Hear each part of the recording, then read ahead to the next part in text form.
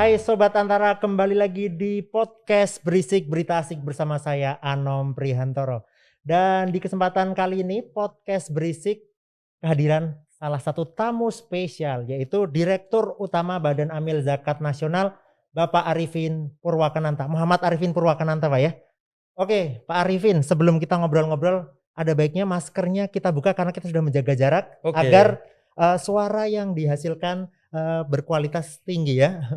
Ya. Memang agak ribet di kesempatan pandemi seperti ini, serba pakai masker. Yang penting sehat, Bang. Iya Pak, alhamdulillah sehat Pak ya. Oh, sehat, alhamdulillah. Oke Pak, tanpa berpanjang-panjang saya ingin bertanya nih Pak, Bapak sebagai Direktur Utama Basnas Badan Amil Zakat Nasional, saya pengen tahu secara umum ini Pak, seperti apa gambaran zakat di Indonesia Pak? Jadi menarik, Mas Anom. Negeri ini adalah negeri yang diisi oleh para dermawan. Jadi negeri ini dari dulunya diisi oleh para dermawan, kita selalu berbaik hati kepada orang lain. Nah, ketika ajaran zakat menjadi ajaran Islam masuk ke Indonesia, maka dia menjadi praktek dari kedermawanan itu yang dituntun oleh syariah zakat itu. Sehingga mulai zaman dulu, bukan hanya zaman sekarang, masyarakat Indonesia sudah gemar berzakat, gitu ya. Kalau dihitung seluruh zakat ini, kalau semua ditunaikan, hari ini bisa dihitung sekitar 300-an triliun rupiah setahun. Ini luar biasa ya. Yang melalui lembaga-lembaga formal sudah diperkirakan sekarang 12 sampai 16 triliun tahun ini. Tapi yang informal itu diperkirakan sekitar 60 triliun. Artinya masyarakat Indonesia sudah berzakat dan barangkali zakat-zakat inilah yang sebenarnya membantu masyarakat di kala krisis seperti ini, jadi nggak terlalu terasa karena masyarakat saling membantu sesamanya dengan uang zakat infak sedekah itu. Jadi bisa terlihat kedermawanan dari masing-masing masyarakat Indonesia di tengah pandemi ini Pak, seperti itu? Betul, betul, luar biasa. Sekarang ini kan kita masih pandemi kan, masih krisis ekonomi. Tetapi dengan bantuan masyarakat kepada orang lain, tetangga dengan tetangga, saudara dengan saudara, rasanya kita bisa mengatasi krisis ini. Oke.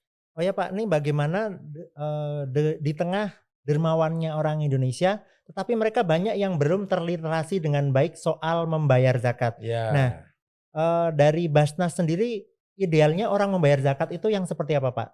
ya sebenarnya kalau dari syariahnya zakat adalah sedekah wajib ya istilahnya.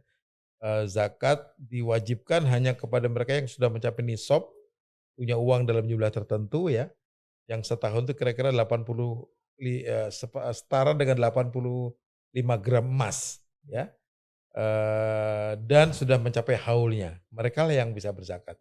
Memang ada fikih di mana orang boleh mencicil zakat pendapatannya tiap bulan, itu ya begitu. Nah, sebenarnya jumlah orang yang wajib berzakat ini tidak terlalu besar ya, tidak terlalu besar karena memang banyak orang yang masih di bawah garis kemiskinan. Nah, yang sudah masuk ke mencapai nisab ini, itu juga literasinya juga nggak terlalu besar, nggak terlalu dalam terhadap zakat. Dia tahu zakat fitrah, tapi belum tentu tahu zakat mal. Ini tugas Basnas untuk bisa menyampaikan bahwa ada kewajiban-kewajiban yang harus ditunaikan oleh masyarakat muslim di Indonesia ini dan kalau dananya terhimpun nanti bisa dipakai untuk membantu sesamanya. Pak Arifin, ini kan di tengah masyarakat secara umum, yang bukan secara umum sih, yang saya temui kadang ketika saya ngobrol dengan mereka soal zakat, mereka lebih suka memberi langsung kepada Tetangga, tetangga, penerima langsung, ya, daripada membayar kepada Basnas. ya, Bagaimana meluruskan hal-hal seperti ini Pak, menegaskan otoritas zakat ya, itu penting dibanding membayar secara langsung kepada penerima? ya. Jadi kita bicara literasi ketika zakat itu diwajibkan ya, dari zaman dulu ketika awal-awal zakat diwajibkan, memang Islam mengajarkan untuk berzakat kepada baitul mal. Mengapa? Karena kalau berzakat ke lingkungannya, yang dapat hanya tetangga-tetangganya orang kaya, yang dikenal sama orang kaya yang punya kontak dengan mereka-mereka. Sedangkan harus ada lembaga yang bisa mematakan seluruh masalah dan memanfaatkan zakat-zakat itu untuk membantu mereka yang sangat sangat membutuhkan. Oleh sebab itu ada perintah untuk membayar zakat kepada badan amil zakat. Atau kalau di Indonesia ada Badan Amil Zakat Nasional ya, di masyarakat ada lembaga amil zakat. Dengan begitu maka amil-amil ini yang bertanggung jawab terhadap pendistribusian yang lebih merata, lebih punya ukuran tertentu dan mengukur impact atau dampak dari zakat yang diberikan. Jadi ini bukan hanya sekedar kasihan, tetapi ada pemerataan di sana, ada unsur pembinaan dan kemudian mengukur dampak dari zakat. Ini saya kira makin banyak masyarakat yang terus kita ajak untuk mengetahui mengapa mereka harus berzakat melalui lembaga. Tetapi membayar zakat kepada perorangan itu ya juga sah. Hanya kami dorong sebanyak mungkin masyarakat mulai berzakat ke lembaga karena memang itu dicontohkan oleh Rasulullah, oleh para sahabat, tabiin, menjadi praktek yang baik di berbagai negara sekarang ini.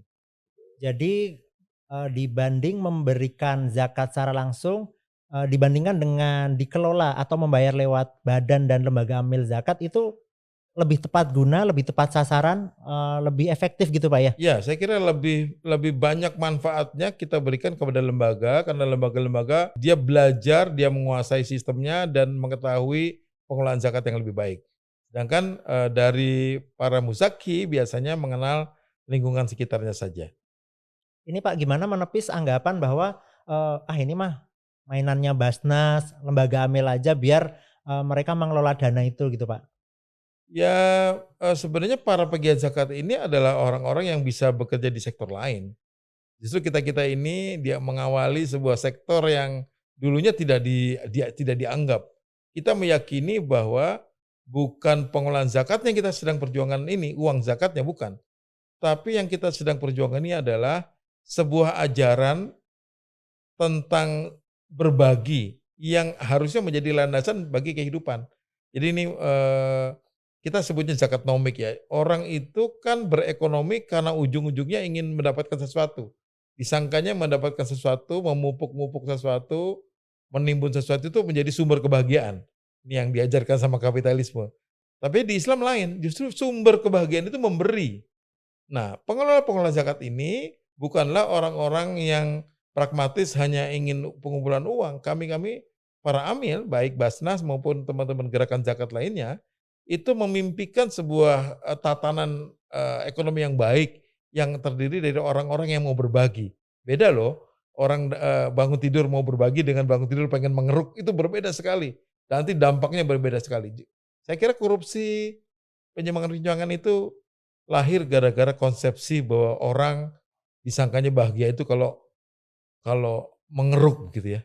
Padahal kalau kita mulai mengeruk itu sedikit itu kita lupa. Orang orang itu mengapa ada korupsi, mengapa ada kerakusan terhadap dunia, kecintaan berlebihan kepada dunia karena dianggapnya dunia itu sumber kebahagiaan.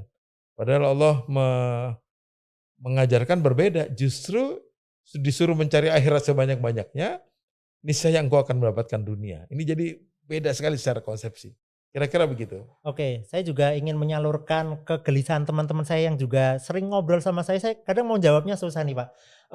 Mas Anom, itu teman saya nanya, ini saya zakat itu kan wajibnya 22,5% dari pendapatan kita. Mereka ingin membayar lebih dari itu bahkan ada yang 10% Pak. Oh, luar Bagaimana Pak biasa. pendapatnya Pak? Luar biasa. Saya kira ini dicontohkan oleh Ibu Subakat ya. Pak Arifin, kami ini zakat perusahaannya bukan 2,5%, 10%. Ibu Subakat itu ini ya, pemilik Wardah ya? Ya, pemilik kosmetik merek Wardah yang luar biasa itu. Saya kira ulama-ulama mengatakan 2,5% itu minimal. Jadi boleh berzakat lebih dari itu tuh diperkenankan. Atau seandainya kita menggunakan fikih hanya 2,5%, maka kelebihannya menjadi infak dan sedekah. Yang luar biasa dahsyatnya pahalanya. Dan tidak ada orang miskin gara-gara sedekah itu. Jadi kalau ada sahabat-sahabat ingin menyedekahkan lebih, luar biasa. Kami sebagai amil di Basnas banyak sekali testimoni orang yang berzakat itu hasilnya luar biasa. Bukannya makin susah, tapi makin luar biasa rizki yang dilimpahkan kepada mereka yang berzakat dan berinfak sedekah itu. Oke Pak Arifin, ini terkait revolusi industri 4.0. Hmm. menuntut banyak lembaga, banyak usaha, segala hal itu untuk mendigitalisasikan Hmm. sektornya. Ini bagaimana dengan Basnas, Pak? Nah, Basnas kan sejak 2016 mendorong gagasan zakat digital. Kami mengetahui bahwa untuk melayani seluruh umat muslim di Indonesia ini berzakat yang 200-an juta ini, tidak mungkin hanya dengan manusia kepada manusia ya. Kami memimpikan orang itu mudah sekali berzakat dan mudah sekali mendapat pelayanan, laporan dan sebagainya. Oleh sebab itu kami membangun konsepsi zakat digital. Jadi sekarang ini sudah ada bagaimana orang mudah berzakat melalui digital, bagaimana sistem operasi di kami sudah mulai digitalize, dan bagaimana kami memanfaatkan digital untuk penyaluran zakat. Makanya ada ATM beras, ada macam-macam ya, yang kita bangun untuk memudahkan masyarakat berzakat. Intinya digital ini adalah berkah dari Allah, rizki untuk kita gunakan untuk kemanfaatan ibadah zakat bagi seluruh umat Islam di Indonesia, dan sekarang sudah mulai ditiru. Jadi kami kemarin ke Malaysia misalnya, kami ceritakan zakat di Jakarta, di Indonesia itu sudah bisa pakai QR code. Ya QR code ya. Pakai ATM, pakai macam-macam. Jadi sudah mudah sekali. Tidak ada alasan di Indonesia ini untuk tidak berzakat sekarang karena gampang sekali berzakat. Di marketplace sudah ada ya, Pak ya? Oh banyak sekali. Jadi saya duga di semua kantong-kantong kita sudah ada Basnas dan lembaga amil zakat. Anda bisa pilih seluruh toko-toko online yang besar-besar, situ sudah ada Basnas dan lembaga-lembaga besar di sana. Berarti dengan digitalisasi di Basnas ini melibatkan generasi muda, Pak? Ya, ini menarik. Jadi sekarang ini yang berzakat di Basnas bukan saja orang-orang kaya yang zakatnya besar-besar, tapi anak-anak muda, anak-anak baru lulus, baru bekerja yang berzakat walaupun jumlahnya tidak besar. Tapi jumlah manusianya lebih banyak dibanding orang-orang kaya yang konvensional menyumbang melalui transfer gitu. Sekarang banyak memilih melalui digital. Oke. Dan Sobat Antara, menarik sekali pembicaraan kita di segmen kali ini dan kita akan kembali setelah yang satu ini.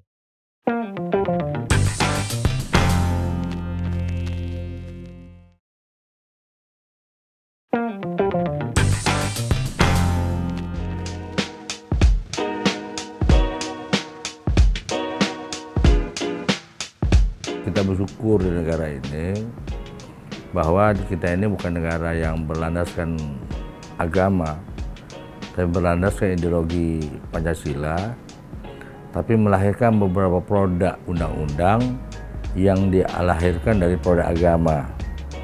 Itu mungkin jarang terjadi di negara lain, kecuali negara yang berideologikan agama.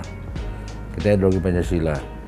Tapi ada beberapa undang-undang produk yang lahir dari agama, seperti undang-undang perkawinan, undang-undang peradilan agama, termasuk ini kaitan masalah zakat.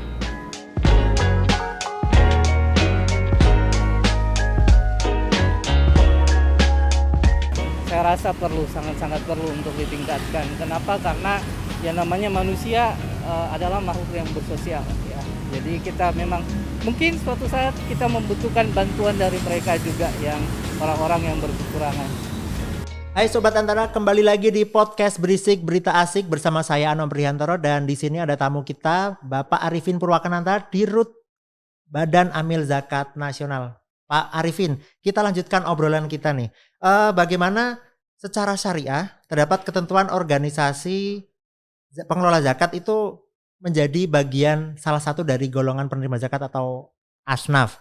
Nah, bagaimana Basnas meyakinkan masyarakat pengelolaannya itu dilakukan secara transparan dan bertanggung jawab untuk masyarakat?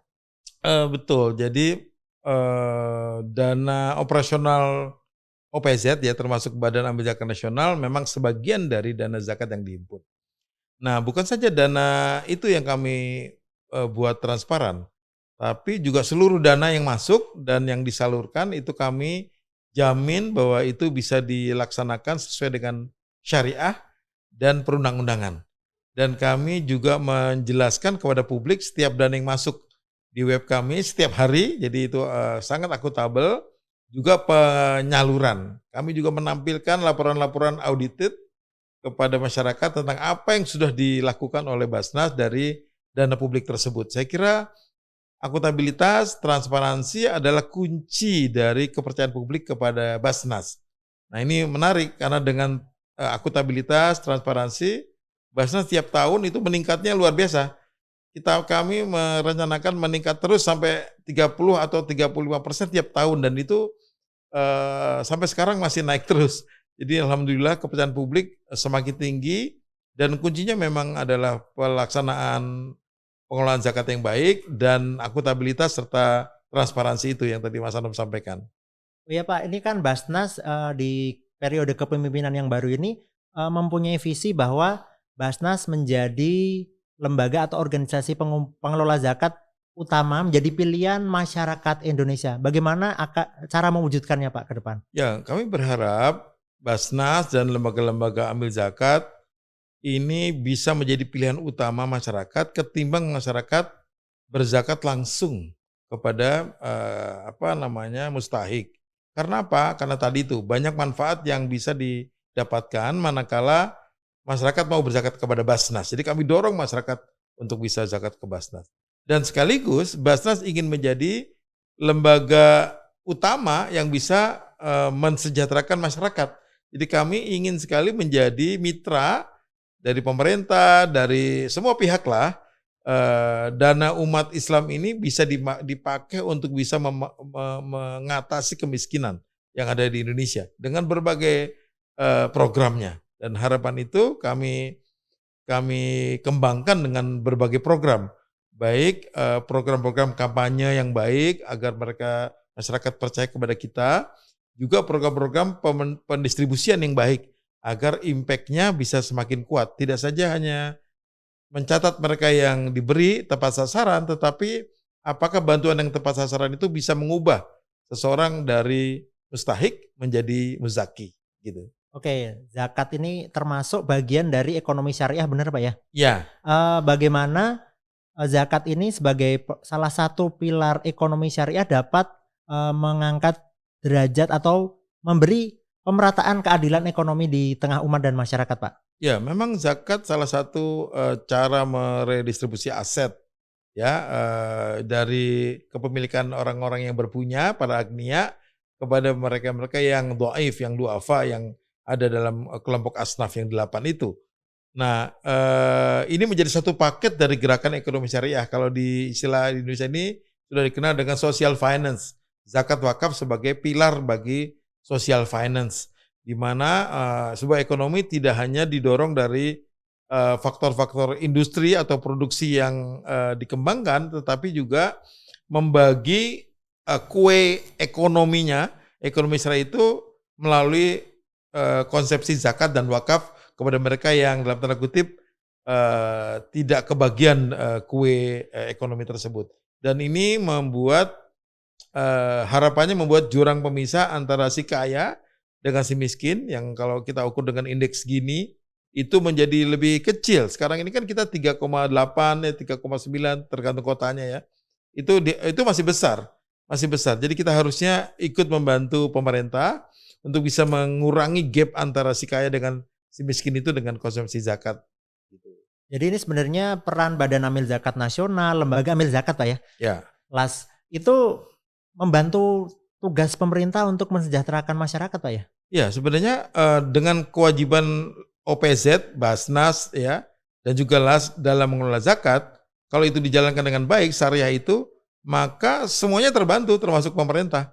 Karena kan Indonesia ini mayoritas muslim. Kalau semuanya bisa berzakat, kita bisa membantu saudara-saudara kita muslim yang berkekurangan. Artinya dengan demikian kita bisa mengurangi beban pemerintah untuk melakukan program-program lainnya yang sekarang ini ya kita sama-sama lihat kita malah dalam tanda kutip ingin mensupport, menguatkan agar dana zakat ini bisa dipakai untuk berbagai masalah umat gitu ya. Selain kemiskinan ada masih banyak sebenarnya keterbelakangan, pendidikan, kurang sehat, stunting dan sebagainya yang harus kita kembangkan programnya sehingga zakat bisa membuktikan bahwa itu bisa kita atasi dengan bersama-sama dukungan dari umat Islam melalui dana zakat. Oke Pak, ini terkait negara tadi, peran negara, peran Basnas, peran lembaga amil zakat. Nah, di zaman kekhalifahan Islam dulu sempat ada peraturan dari kekhalifahan yang memaksa dalam tanda petik masyarakatnya ataupun umat untuk berzakat. Nah, kalau di Indonesia kan bukan negara kekhalifahan Pak ya. Seperti apa sih memungkinkan negara itu memaksa masyarakatnya atau umatnya untuk berzakat Pak? Ya, ini menarik, pertanyaan luar biasa. Karena undang-undang kita memang belum menyangsi orang tidak berzakat, sebagaimana pajak begitu ya. Kalau orang tidak bayar pajak bisa dikejar itu. Di Indonesia ini kewajiban zakat umat Islam itu dalam perundangan kita, Undang-Undang Nomor 23 Tahun 2011 itu masih berupa dorongan. Ya, saya kira kita tidak berkecil hati karena masyarakat Indonesia sudah tahu zakat itu wajib sebenarnya.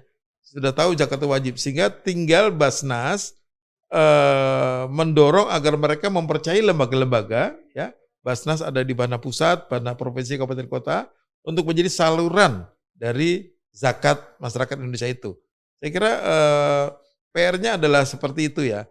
Walaupun ada pikiran juga untuk mengubah undang-undang sekarang mewajibkan zakat. Saya kira itu terserah DPR, terserah pemerintah ya. Saya kira kalau dari kami makin senang kalau misalnya syariah itu bisa dijadikan undang-undang positif. Tapi seandainya pun tidak, kami sudah dapat mendorong masyarakat untuk terus berzakat kepada Basnas.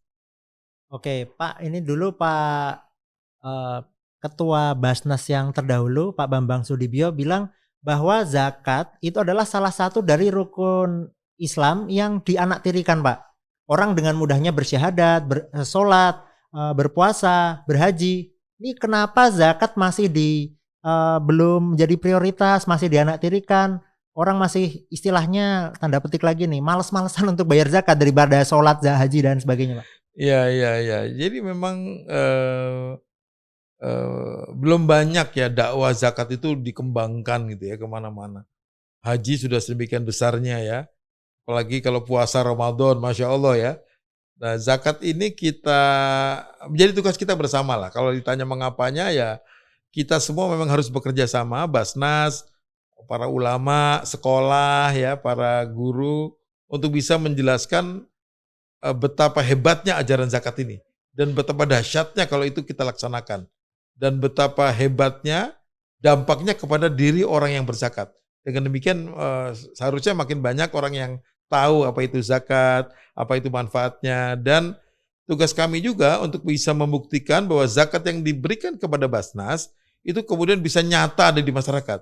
Ketika bencana ada Basnas, ketika ada kesulitan ada Basnas, ada yang sakit keluar ambulan Basnas. Itu kami berharap terus begitu, dan kami juga menggelorakan semangat Basnas di daerah agar terlihat bisa bermanfaat sehingga masyarakat nanti lama-lama tahu, oh betapa hebatnya zakat. Nanti mereka akan menyatukan antara pengetahuan bahwa zakat itu wajib dengan bukti bahwa zakat itu ternyata bisa mengentaskan berbagai masalah. Oke, dan Sobat Antara, kita akan segera kembali lagi nanti dengan Pak Arifin Purwakananta setelah break yang berikut ini.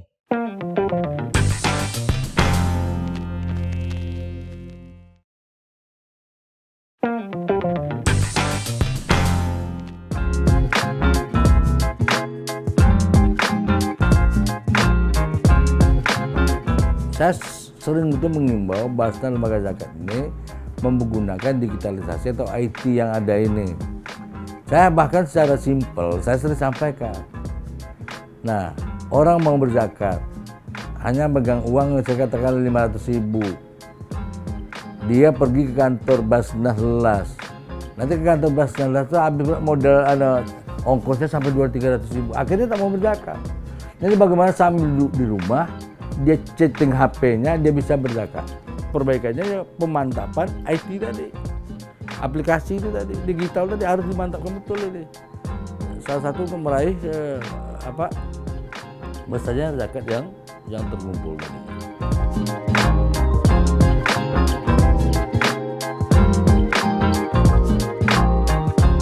Itu peran pemerintah dalam membuat undang-undang itu. Bahkan sudah ada beberapa daerah melahirkan peraturan daerah, Perda kata ini. Itu peran pemerintah. Nah kemudian juga peran pemerintah untuk selalu menghimbau masyarakat, terutama pegawai untuk berzakat ini. Nah tentu secara teknis diserahkan, kalau pemerintah secara teknis kan diserahkan pada Kementerian Agama. Kementerian Agama Bima Islam, Direktorat Zakat dan Wakaf. Nah itu peran pemerintah, dan juga peran pemerintah adalah peran pembinaan dan pengawasan tadi. Jadi pembinaan, pengawasan. Pembinaan tadi itu regulasi, pelatihan-pelatihan, kegiatan-kegiatan, sosialisasi sebagainya, termasuk tadi bantuan biaya operasional, itu segi pembinaan. Nah pengawasan itu audit yang dilakukan di lapangan. Secara umum dua itu fungsi dari negara, pemerintah dalam pengelolaan zakat ini tadi.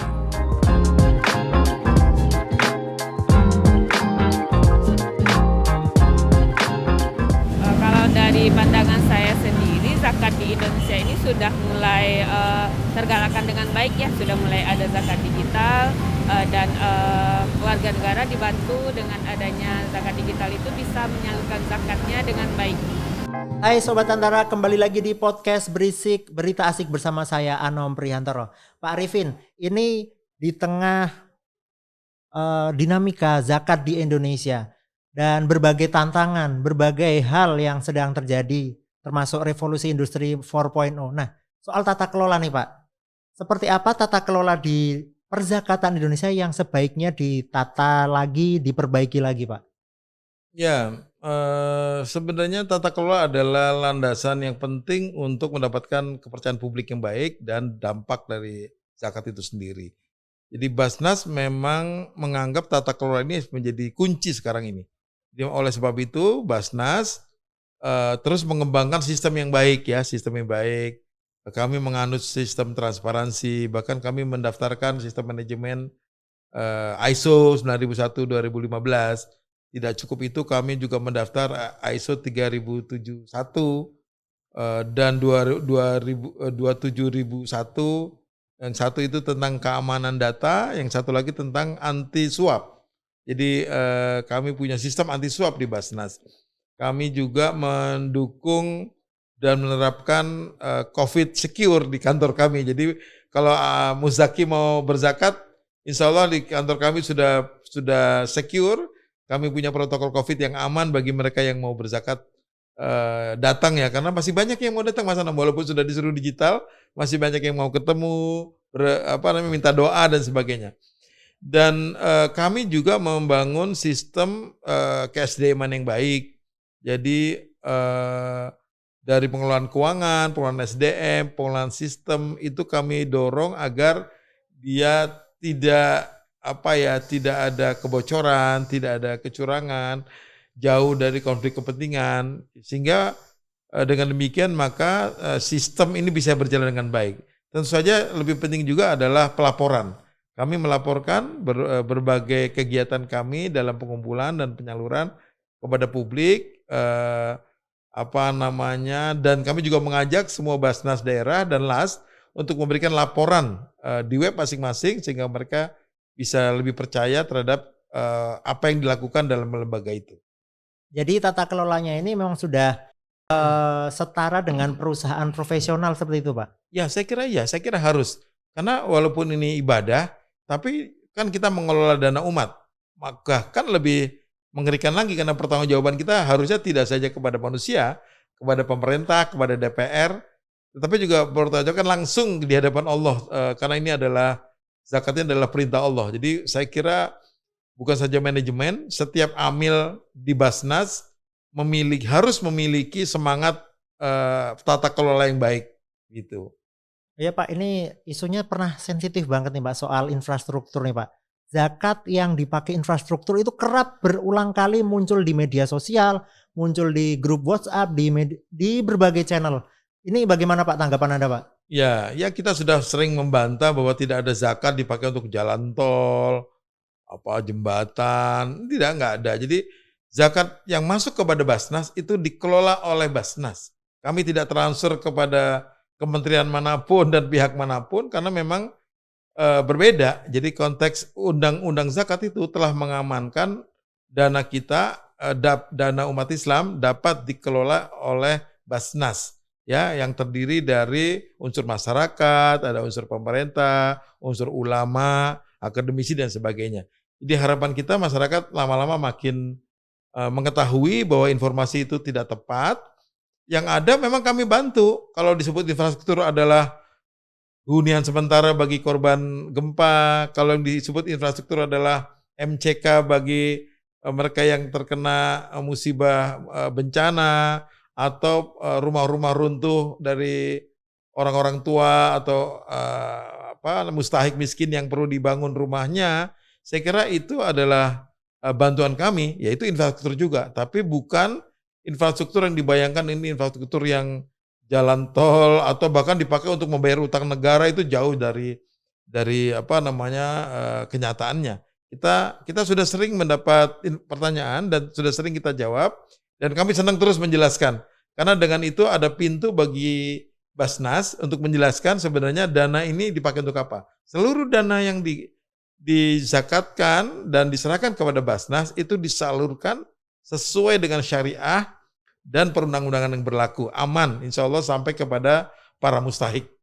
Jadi sebenarnya kata infrastruktur itu terjadi beragam tanggapan Pak ya, maksudnya beragam opini bahwa itu infrastruktur seolah-olah itu semua jalan tol, seolah-olah itu bandara dan sebagainya, padahal infrastruktur itu bisa untuk masjid, untuk bantuan rumah, yang hunian untuk korban bencana dan sebagainya itu. Makanya kami tidak kami tidak pernah membuat rilis bahwa zakat untuk infrastruktur. Karena teman-teman membaca dari berita-berita yang tidak tepat, maka kami menjelaskan bahwa tidak ada zakat untuk infrastruktur, itu tidak ada. Adanya adalah untuk bantuan yang diperlukan oleh untuk masyarakat miskin yang baik, yang karena kemiskinannya, karena bencana dan berbagai hal terkait kemiskinannya itu. Ini Pak, zakat itu kan mampu mensejahterakan umat dan masyarakat dan mampu mengangkat ekonomi masyarakat. Ini bagaimana peran zakat dalam menekan radikalisme dikaitkan dengan ekonomi tadi Pak? Ya, sebenarnya kan radikalisme itu ujung-ujungnya dikarenakan karena ketimpangan. Jadi agama apalagi agama Islam itu tidak mendorong radikalisme, tidak mendorong ekstremisme dan sebagainya itu. Tapi ketimpangan dan kesenjanganlah yang seringkali memicunya. Jadi kalau kita menjalankan zakat ini dengan baik, maka makin banyak orang yang bisa lebih sejahtera.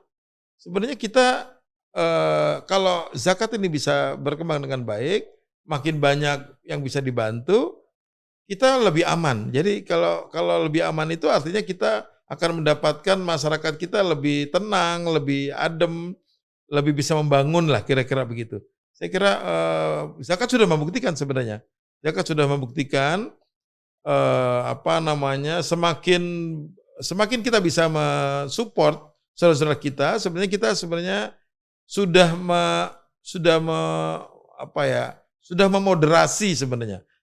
Bukan hanya kemiskinan tetapi juga cara pandang dan sebagainya. Itu makanya kami mengajak masyarakat untuk terus berzakat karena memang masih banyak yang harus dibantu. Dan kalau tidak dibantu maka kebuntuan itu seringkali menjadi penyebab dari hal-hal yang kita tidak inginkan itu. Oke Pak, sepertinya kita sudah banyak membahas soal zakat. Ini Pak, untuk kata penutup terkait podcast kita kali ini Pak. Saya terima kasih nih ada podcast ini dan mudah-mudahan ini maju podcastnya. Amin. Kami harapannya berharap kepada masyarakat agar masyarakat lebih gemar berzakat, mencintai gerakan zakat ini dan terus berzakat kepada Basnas dan lembaga-lembaga yang terpercaya, dan dana tersebut akan bisa dimanfaatkan untuk membantu mustahik saudara kita yang membutuhkan. Percayalah, dengan mengembangkan zakat, maka kita akan lebih berkah kehidupannya dan bangsa ini akan lebih baik masa depannya. Demikian. Oke Pak Arifin Purwakenanta, terima kasih atas kehadiran di podcast kita kali ini. Dan Sobat Antara selalu simak portal antaranews.com untuk berita cepat, akurat, dan penting. Saya Anom Prihantoro beserta kru yang bertugas, pamit undur diri dan sampai jumpa.